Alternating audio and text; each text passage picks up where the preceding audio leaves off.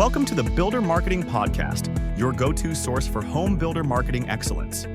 Each week, we deliver inspiration, cutting-edge insights, and actionable strategies designed to help you stay sharp, reach today's buyers, and generate more sales-ready leads. Join us for real-world conversations with industry leaders who share proven ideas and tactics that actually work. And now, here are your hosts, Greg Bray and Kevin Weitzel. Hello, everyone, and welcome to the Builder Marketing Podcast. I'm Greg Bray with Blue Tangerine. And I'm Kevin Weitzel with Outhouse. And we are excited to have joining us today Amber Frankhuizen. Amber is the founder and creative director at AF Marketing. Welcome, Amber. Thanks for joining us. Hey, you two. Great to be here. I'm a huge fan of the show, and I feel very honored. I'm in esteemed company with all the guests that you've had, so thanks for having me on.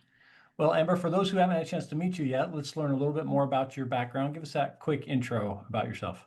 Absolutely. I grew up in the home building industry. My mom sold new homes in Northern California for most of my childhood. So I grew up in model homes and, playing behind the trap fence, if anybody can remember those days, and got into development right out of college. And I've worked on everything residential related, multifamily, single family homes, high rise, hospitality, and I love it. So now as the founder of AF Marketing, we're a creative agency that supports real estate development companies with their projects or at the venture level to do whatever branding marketing strategy they need. We also work in hospitality and yachting because, as I say, yachts are just second homes that float. And as we had the connection earlier, I'm Dutch, so I was also raised on boats and around the water. So that's another big passion of mine. That is awesome. And you are right up the alley of our listening base. So before we get started and all that awesomeness, let's go into one factoid about yourself that has nothing to do with work, the home building industry, or family. I love it. Well, okay, it's not really about family, but it's a weird thing that I'm really obsessed with. I love sports. I love the Super Bowl. I love all the things. But there's one event every year that I look forward to all year long. It completely captivates me. And it's the most obscure thing. It is the Westminster Dog Show. I can't get enough of it. If anyone has ever seen the movie Best in Show, I'm pretty sure that's what it's really like. I'm obsessed. I have a very unique breed dog, a Chow Chow. So I watch in her honor, and now I just can't get enough. Number one, Chow Chows are awesome. Is that a whole purple tongue and everything? Yeah. Dark coat, light coat? Light coat. She's a cinnamon color. Okay. That whole series of films that are done in that style are amazing. You're right. The Westminster Dog Show, the kennel show is fantastic. Now, do you also get into the agility courses and the jumping contests and stuff? Here's the thing. Chow Chows are not the most athletic dogs. I have a big fat roly-poly and she could not do an agility course to save her life. So to spare her the embarrassment, we just don't watch that part in the house. Oh, Greg, get us started, buddy. I'm still stuck on floating houses. We might need to branch out, Kevin, and get into the floating house business because that's a whole nother market for us. So it's awesome when you spin it that way. But Amber, help us understand, you grew up in this industry, but you ended up in more of the marketing side as opposed to like sales and things. What got you attracted to that and interested in working in this part of the industry?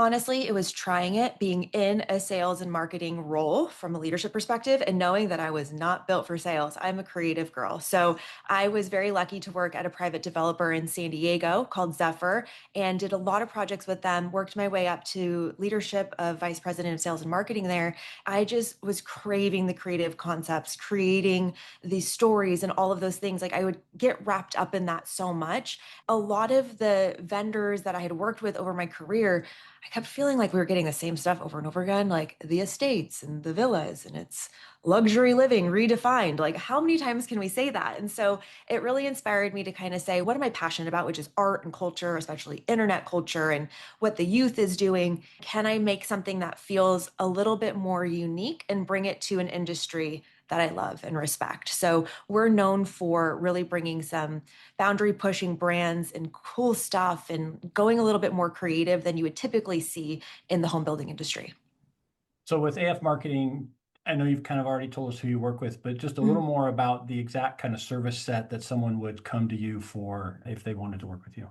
Yeah, absolutely. We can support our clients at every stage of the development process. So as soon as, there's dirt and we're entitling it. There's strategy opportunity there. Who's living there? What do they care about? What do we need to program? What's going to work for the area? Moving into branding, positioning, messaging, then going into go to market. So designing collateral and putting together a landing page and email flows, all that kind of stuff, all the way to social media through lease up and then support through sellout. So we can do every part of the spectrum. What we're best known for is our brand. So that's my favorite thing to do and what we get a lot of attention for. That's a lot of different parts and pieces. When you first talk to somebody, you're talking to a builder developer and they're like, okay, we need this marketing stuff, and they don't really know what that includes. Where do you start? What is the first piece of all of that you would look at? The first piece is product. It's one of the many P's of marketing. And as I always say, no matter how sexy your marketing campaign is or your celebrity endorsements, if your product isn't good, then there's no amount of marketing that can fix it. So really starting with the product and understanding the product and the developer's intention.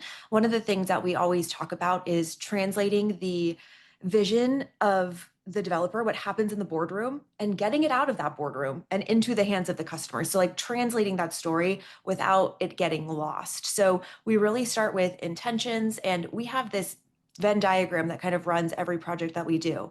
And it's 3 circles that overlap with what's the project, what's the core, what's the root, what's the soul, what are the values of the customers that are eventually going to live there, what do they actually care about, and then what's the story of the neighborhood or the community, what happens where this place is going to be. So that really frameworks all of our discussions, and we always start at the beginning with making sure that the product is great and programmed for the people and the community, and it all fits. Do you find that when builders start that they've already thought about all 3 of those parts, or is there really one that they've kind of, well, we want to build a 3-bedroom, whatever, X square feet type of thing and figure out who to sell it to? Or have they already thought about some of these other parts and pieces of why and the story behind it and how that's all going to come together? What I've seen recently in the last few years is that so many new development teams are really run by finance teams. So they're looking to maximize the FAR, they're looking to pack in as many units as they can. They're like, what's the rent roll here? And especially in San Diego, we're in a massive housing crisis. San Diego is where I'm calling in from, by the way. All we see going up, there's new buildings everywhere, and they're all micro units, 1-bedroom units with no parking. That's going to be what the entire market is, especially in like the city of San Diego in the next 5 years. Did anybody ask, like, does anybody want this? Or what other projects are coming up in this area? We've got this massive inventory issue. We have so many buildings downtown that just can't lease up anymore because people in San Diego want to have a family. And now people are working from home. And maybe a 2 or 3-bedroom would be a better option. But when you're just looking at it from a finance perspective, no, not a lot of people are really looking at how do people live? What are the trends in the area? What can we maximize here and produce something different as opposed to looking for tax credits, rebates, or getting that affordable housing credit back? So bringing the human element from a marketing and research perspective is really important to balance out the needs of the financial side and the product so that it can actually sell and be successful. It's almost like these finance guys take a road trip to Tokyo. Have you ever seen those coffin beds, Greg? Where you literally rent, it's like a slightly bigger than a coffin. You literally rent a bed and it has like lighting inside and you close yourself into it like a mausoleum. It's crazy. You think these finance guys are like, hey, that's the way to make some money. Let's do this. It really could be. And I think the other thing that's so interesting is, and obviously we want to design for the future, right? I can speak to San Diego particularly since I live here and it's my backyard. And one of the things that they're doing is this program called Complete Communities, which in theory is a great idea. You can do higher density buildings with no parking requirement as long as you're on a transit corridor, so a bus system or something. But the bus system literally only goes like up and down a couple of streets in downtown San Diego. It doesn't cover everywhere. And hello, we're in Southern California. This is car central. Like you need a car to get around everywhere. So it's really impacting the neighborhoods in an interesting way. It'll be nice to see how it kind of comes to fruition in 5 years, 10 years, if more people ditch the car and go to Uber and go to public transport and bike. But that's TBD. And honestly, I don't know that I'm so bullish on that. I can envision that often the marketing team is not in those conversations when the finance team made all these decisions. The land's bought, the product's kind of defined, and now you're being asked to come up with a story and how we're going to sell this. So how do you kind of attack that type of scenario of, all right, this is what I've got. This is the pig I got to put some lipstick on. What is it that we're going to do? How are we going to beautify this and get it out to the market? It's been something that has tripped me up in my career, honestly, of getting basically a pro forma and saying, these are the prices that we need to sell at and make it work for all of these 168 units. I run comps and I'm like, whoops, we can't price it where your pro forma is. Your prices are going to be 20% lower. And then it all breaks, right? So the earlier that we can have those conversations, even if it's just a research-based conversation, to bring in more than just the data, we can bring in the trends, the lifestyle, the culture, the people, all the things. We can just get in the room early and at least influence the conversations in that way. That's been so helpful for the partners that we work with. And it's one of the things about our agency is that we're not a volume shop. We don't work with a ton of different developers. We do deep relationships with a few developers. So it's like when the land deal is signed, I get to be in those rooms. I'm a trusted partner. And so I'm really grateful for the developers that will hold space for us and want to investigate that, because at the end of the story, it makes the asset so much more successful. So brand is a core part of what you're talking about. How do you define that? What does brand mean to you? I love that question because this is something I think people get confused on. A lot of people think brand means logo. And that's definitely a part of branding, but a logo mark represents the brand instead of the visual name or whatever. It's like the mark, like the Nike swoosh. We all know that. Branding is the process of creating the brand or creating what people are going to say about you. And brand is what other people say about you when you're not in the room. So it's the impression that you leave. And that's not a quote that I made up. That's from Marty Neuhauer, I think his name is. He wrote The Brand Gap. It's one of my favorite books. I recommend it to everybody. But it's truly about reputation. What are the vibes you're putting down and what are people actually picking up? So that's what we're here to craft and create and curate. And we do that through colors and fonts and storytelling and visuals. And that crafting of the narrative is what we're really, really passionate about. How hard is that to do? I'm going to tell you, if there's a great product in a great neighborhood, it flows. It's so easy. We joke around like we're like the Taylor Swift of branding agencies because we'll like pull these little nuggets and all these little Easter eggs and clues and we try to find this common thread. But when you're building, kind of a vanilla product in a town that doesn't really have anything new to it, it can be so hard. I'm working on it's a nameless project right now for a nameless client, but we are struggling so hard to come up with a story. And so we're really leaning into what's special about the project, what can we pull from that, what we can draw inspiration from. So it's all about like pulling these threads and seeing where there's a story that you can tell. Have you tried not going to get mugged in this neighborhood? That is a great SEO idea. And I think we should present that to the client. You want to live where you're going to get mugged? Well, this isn't the place. Come on down. I love it. For those of you who don't listen to us often, sometimes you get these freebies from Kevin that you just never know. You'll never get sued for stealing my content, whatever, nothing, never. Oh my. So Amber, how do you move from brand to story? How does that process look? Yeah, I'm really obsessed with stories. Another great marketing book is Story Brand. Everybody's heard of that one, I think. I'm obsessed with story because I'm also obsessed with just humans and how we all operate. Evolutionarily speaking, storytelling is super effective for getting messages down between generations to generations. We've been doing this forever, right? There's actually a stat that says people are 22% more likely to remember facts about something if it's embedded in a story. So when you're telling somebody something, you can give an anecdote, a story, etc.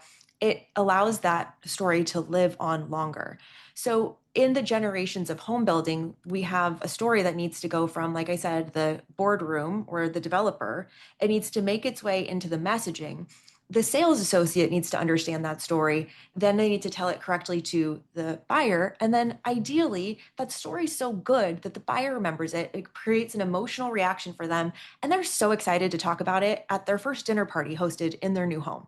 That's the goal. It's like, what's the story that can come through? And sometimes it's about the history of the land, or it's the intention of the developer, or this certain piece of art in the building, or whatever it might be. Because if you think about the opposite, what is the worst thing that you could do as a land builder is to develop on an old Indian burial ground. that's the worst story that you could retell, right? Like we've all heard that growing up of like, oh, that place is haunted or it has this thing. So we need to create stories that are not that they're the opposite. They're engaging, they're memorable, and they're really creating an emotional connection for people that they'll remember and tell their friends about and have pride and ownership in.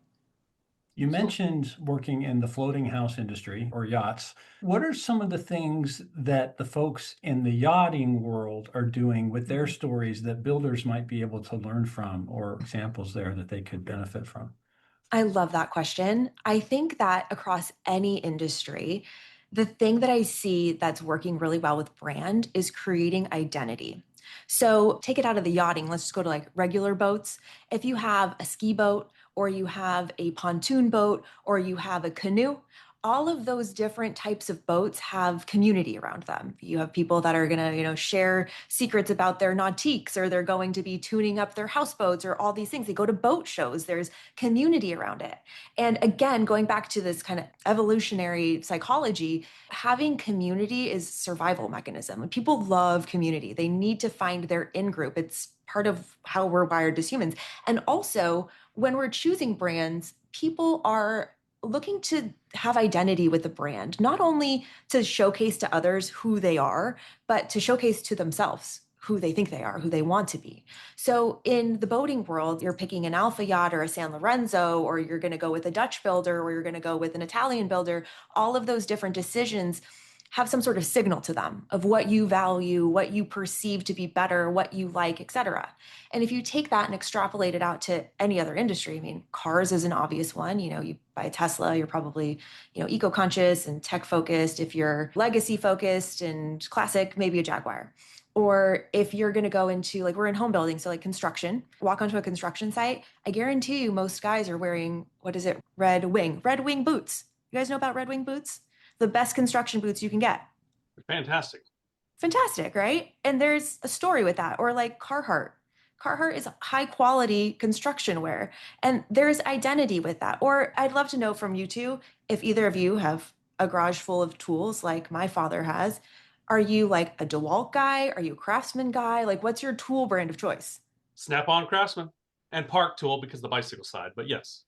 And you buy those because you have an appreciation for them, or an idea of that is quality. Those are the better ones. You like how it works together, all the things, right? So no matter what brand it is or what category we're talking about, there's an identity, because now you're a Craftsman tool guy and you have your Craftsman tool box and it's in your garage and it's got a signal on it and it's all the things. So I'm obsessed with how brands help us reflect our identity to others and also to ourselves, because it allows us to pick the things in our life that we really value. So I think that's the best thing that people are doing.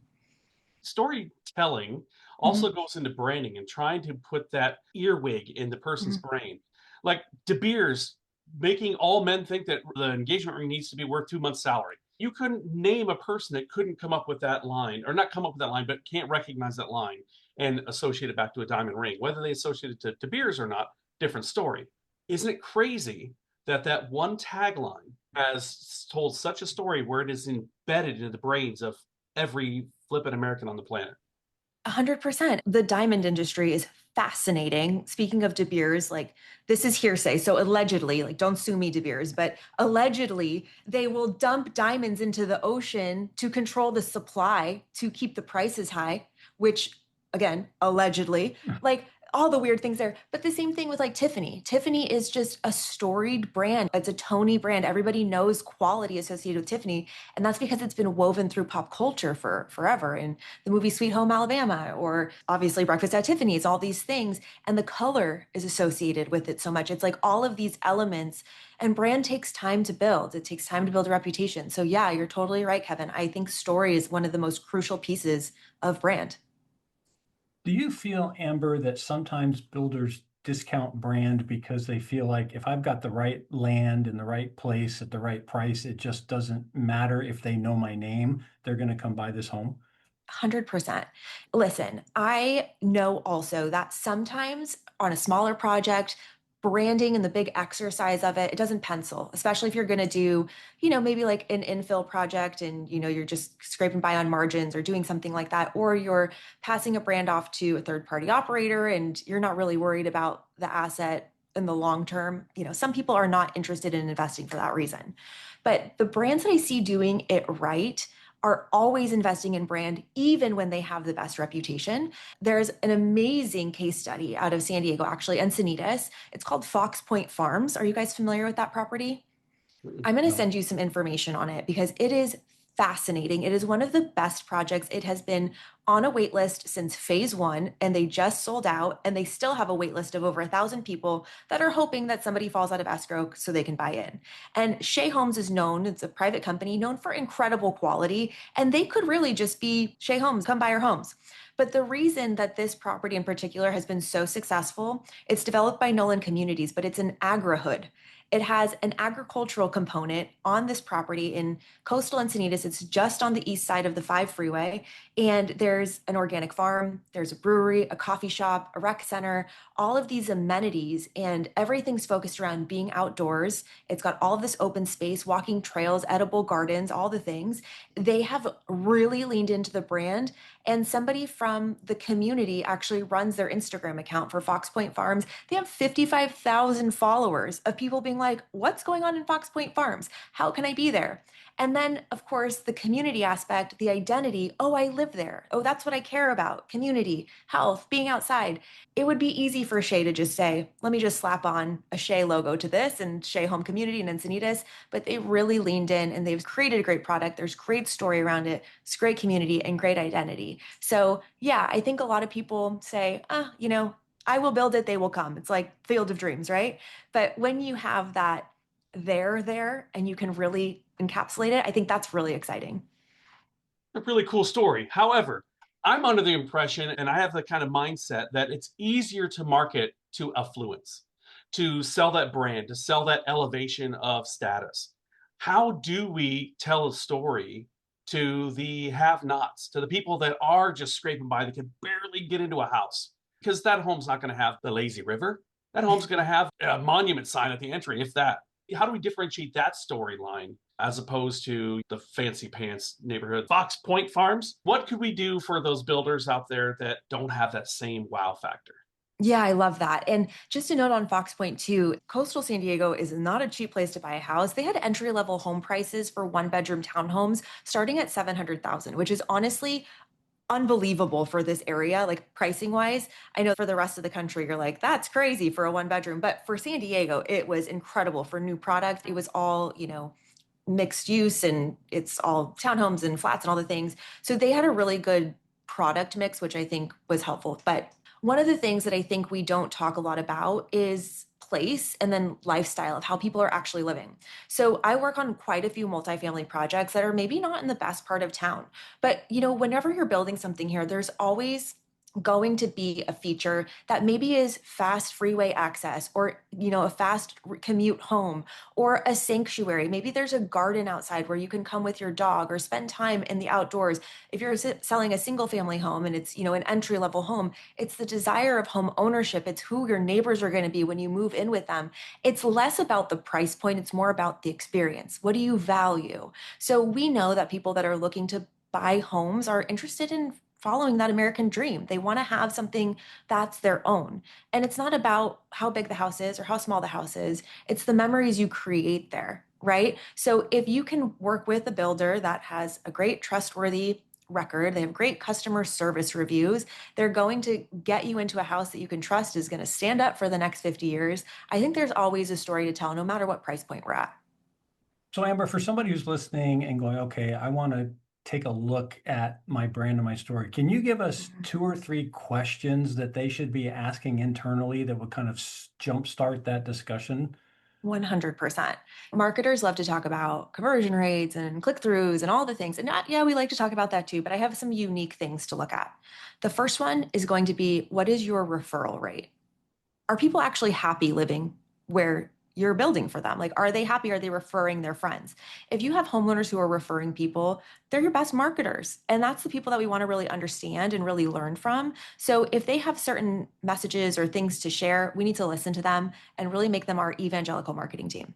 The other thing is online reviews and just kind of general sentiment. Like, what are people saying about your brand publicly? Like I said, our brand is not what we say it is. It's what other people are saying about us behind our backs.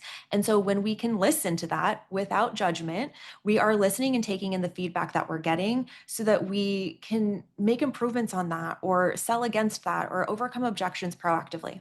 And then, of course, for the home building industry, this is so important, but post-close survey scores or customer service reports, are your customers satisfied with the product and the long-term health of their home or the place that they live? Those are the keys that are going to give you the fastest unlock to understanding what your customer cares about, what's making them refer people, what's making them happy, what's making them unhappy. And a lot of marketing, unfortunately, is really listening to that feedback, having social listening, and then motivating the rest of the business to really come in and fix that or correct that and see what we can do to make it better, because reputation is everything. No, those are some great questions to really start a good conversation about what are we trying to do and are we getting there or not? Therefore, what needs to change? Love it. Love it. Well, Amber, you've shared so much so quick. We've covered a lot of ground. Really appreciate that. Do you have any last thoughts or words of advice on branding and storytelling that you'd like to leave with our folks today? Maybe it's because I just got off a call with our intern from this semester, who's just such a lovely student. She's out of Georgia. And we were talking about personal brand. It was right before this call, so it was on my mind. We're going to talk about branding on the podcast. And I think what's really interesting, and I would love to talk about this more, maybe another time we'll come back and talk about it, is personal branding for people in the industry. Like, we all carry our own brands, right? Like, people know you, whether it's through the old colleagues you've worked with or the LinkedIn posts that you do, like who you are and what you're all about. I don't think a lot of us are very intentional about curating that. Even, passively, I have a mentor in the business. He's president at Roundhouse, Dan Dimitro, and he is the sharer. He is the connector. He is always going to like your post. He is always going to hype you up. That is his brand. He's always going to bring the best people along with him. And I know that about him. Everybody knows that about him without him having to ever write a post that says, hello, my name is Dan and I am a connector of people and I really love to support people. It's like telling people you're funny instead of being funny, right? So I think that when we all take stock in how we're showing up in the world with our colleagues or online, and we start to really become aware that we all have a personal brand, I think it all starts to click with people around, what do I want to put out in the world? What are the vibes that I want other people to pick up? Because again, your brand is not what you say you are. It's what other people are saying about you behind your back. Well, Amber, thank you so much for sharing again. If somebody wants to connect with you and learn more, what's the best way for them to get in touch? I would love to hear from you. I respond to every email personally, every Instagram DM. We are on Instagram, LinkedIn, all the things. It's AF Marketing. That's spelled AFMKTG, or Alpha Foxtrot Mike Kilo Tango Golf. Awesome. Well, thank you everybody for listening today to the Builder Marketing Podcast. I'm Greg Bray with Blue Tangerine. And I'm Kevin Weitz with Outhouse. Thank you.